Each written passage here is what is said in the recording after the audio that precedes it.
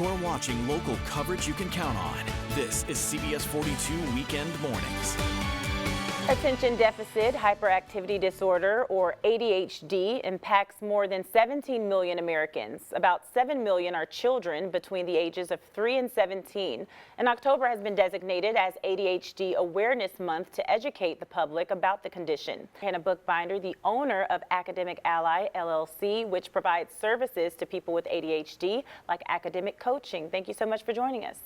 My pleasure, Kristen. Thank you for having me. Absolutely. So, Hannah, what exactly is ADHD? So ADHD is a neurodevelopmental disorder that impacts millions of people, as you just pointed out. It makes things like focus, impulse control, and follow through on tasks, as well as organization, very difficult to come by for individuals, which will lead to things like failure at work, failing out of school, and this population is also at greater risk for significant mental health issues, including attempts by suicide. So there are far-reaching implications for this disorder. Yeah, and you named some of those things that can be a cause of ADHD. There are some things that we can see because of someone who has ADHD. Now, what are some of those signs, if you're looking at maybe even your child, what are some signs to look for ADHD? So if you're looking at children, you might find that they are calling out in class. You're getting a lot of notifications from teachers about that impulse control difficulty. For people, especially girls, they tend to space out or not be able to pay attention. And you might also find that your child is leaving a trail of personal belongings wherever they go throughout the house. So you can literally follow where they've been because they are leaving things behind.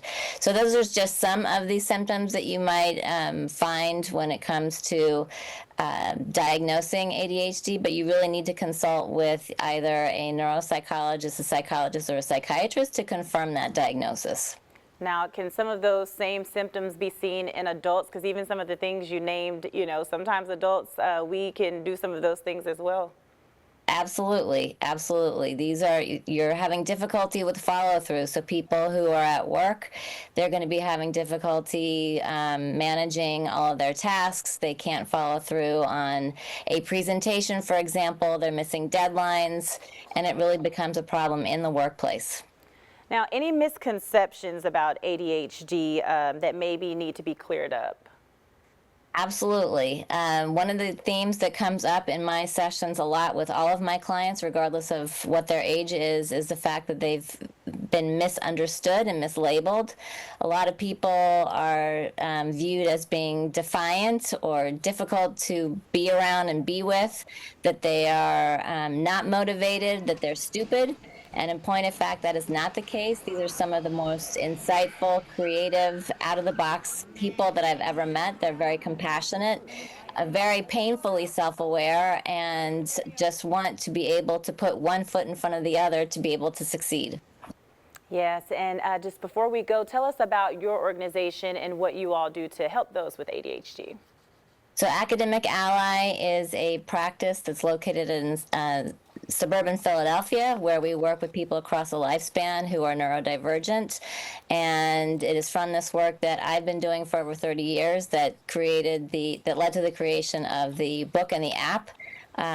Two very powerful tools that will help people to take all that they have to do over the course of any given day, week, month, or year and streamline it down into one location so that they can become more effective with their organization, their time management, and their follow-through.